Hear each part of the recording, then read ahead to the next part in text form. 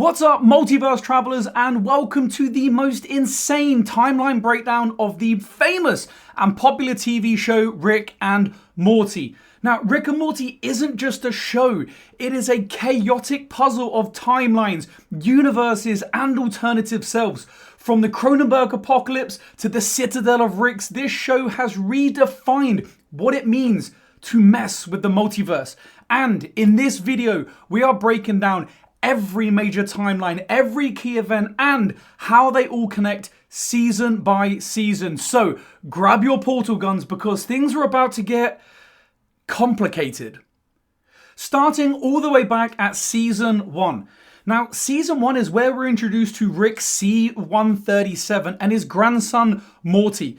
But things get complicated pretty fast, so let's go episode by episode with the key points to see how the timeline splinters. Now, we start with episode 1, the pilot. Now, at the moment, we're in the universe C-137 on the original timeline. Now, this is where we meet Rick C-137 and Morty. Now, the dimension is relatively stable for now. Fast forward to episode 6 of season 1, titled Rick Potion number 9. And this is where there is a major timeline shift alert. Because after a love potion goes wrong, Rick and Morty cause a Cronenberg apocalypse that engulfs the entire planet. All down to a simple thing like flu season. Now, they abandon their original dimensions and move to a new one where other Rick and Morty have just died. And of course, that haunting moment where they quite literally bury their other dimensional selves in the back garden. But this is the spark of the new timeline beginning in Rick and Morty, the replacement dimension, often considered dimension C-131. And of course, episode 10, close Rick counters of the Rick kind. Now, this is such an important episode because it introduces the Council of Ricks and the Evil Morty subplot, which we're going to come back to later on in this video. And of course, the Citadel exists outside of individual timelines in an interdimensional hub. Then we move on to season 2, where the multiverse truly deepens. And season 2 continues to play with alternate dimensions and dives into how fragile the timeline really is. Starting, of course, with season 2, episode 1, A Wrinkle in Time. Now, this is where the timeline splinters into multiple quantum realities after a frozen moment in time goes wrong, with a crazy caper of multiple versions of Rick and Morty all shown in split screen. And it also introduces a concept of uncertainty-based timelines. Moving on to episode 4, Total Recall. This is where the parasitic memory implanting aliens cause characters to question reality. Now, there's no universe shift here, but the perception of timeline is altered. And of course, episode 10, The Wedding Squanchers. This is where the entire Smith family become fugitives. A massive, massive shift in the series already, where they move to the Earth in the Galactic Federation timeline. And of course, Rick turns himself in what we believe in this moment as a truly selfless act to the Citadel and Federation power dynamics because they start to shift. And then in season 3, we really start to see these power plays and timeline consequences coming to light. Because season 3 is where the Citadel and Evil Morty become serious timeline players. Starting at episode 1, the Rick Shank Rickdemption. And this is where Rick escapes the galactic prison in an insane, outlandish plot and destroys the Council of Ricks simply by turning a 1 to a 0, where the timeline diverges and a power vacuum is left in the Citadel. And of course, straight on to episode 7, the Ricklantis mix-up, also called the Tales of the Citadel. And this entire episode is so incredible. It takes place, all of it, at the Citadel, where we see class systems among Ricks and also among Mortys. And it ends with the rise of Evil Morty. But at that time, we only know him as President Morty, which is a critical point in the entire Rick and Morty timeline because he deletes the Citadel's dimensional database, hiding his own identity. And of course, episode 10, the Rickturian Morty date. And this is where the conflict with the US government happens. Earth's timeline stable, but Rick loses his political influence.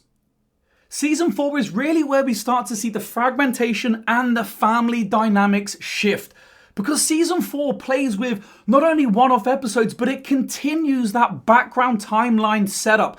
No more evident than episode 6, Never Ricking Morty, which is one of the most confusing episodes I've ever really tried to watch.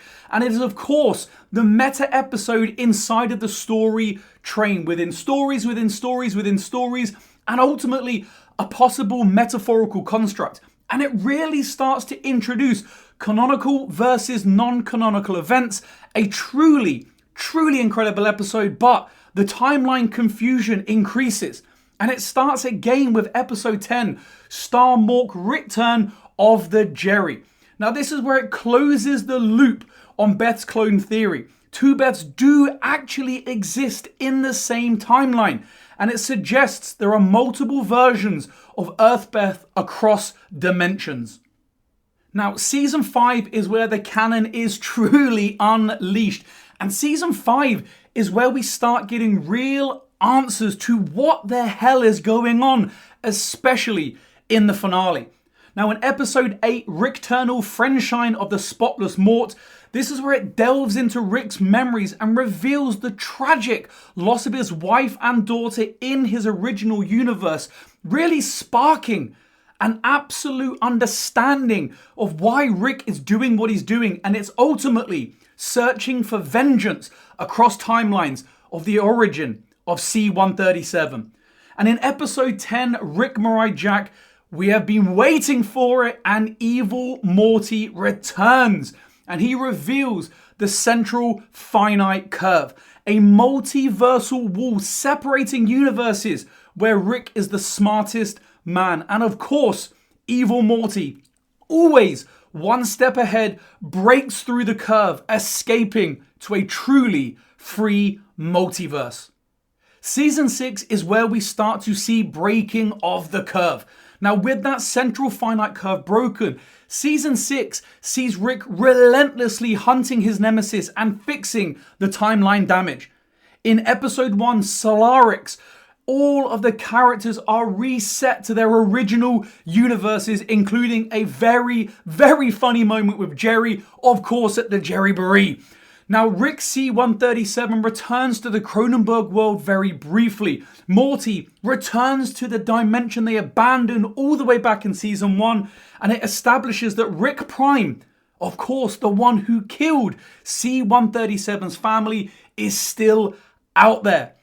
Episode 6, Jurassic Mort. Now, this is where dinosaurs, of all things dinosaurs, fix all of the global issues, creating a new timeline equilibrium, which of course is later reversed by the one and only Jerry, and everything is back to regular chaos.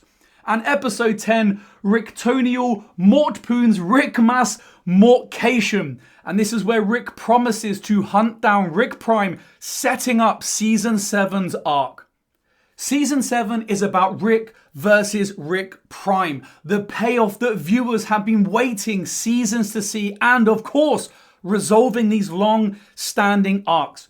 In season 7, episode 5, Unmort Rickon, Rick finally confronts Rick Prime. And of course, we realize that Prime has manipulated events across the multiverse. In episode 10, Fear No Mort, the finale suggests that Rick just may have finally found peace, or at least a truce with his past, and Evil Morty resurfaces, possibly signaling future timeline manipulation yet again. And there you have it, the full Rick and Morty timeline from C-137 to Evil Morty's escape and Rick Prime's warpath. Whether you're here and you watch the show for laughs, for the lore, or if you're a die-hard fan or even a casual viewer, one thing is ultimately clear. This show, without a doubt, is playing 4D chess across infinite dimensions and has truly set the bar for this genre. Now, if you enjoyed this breakdown, don't forget to like and subscribe for your complete TV and film timelines, and comment your favorite Rick and Morty theory below. But until next time, keep your portal guns charged, your reality stable, and I will see you on the next complete timeline.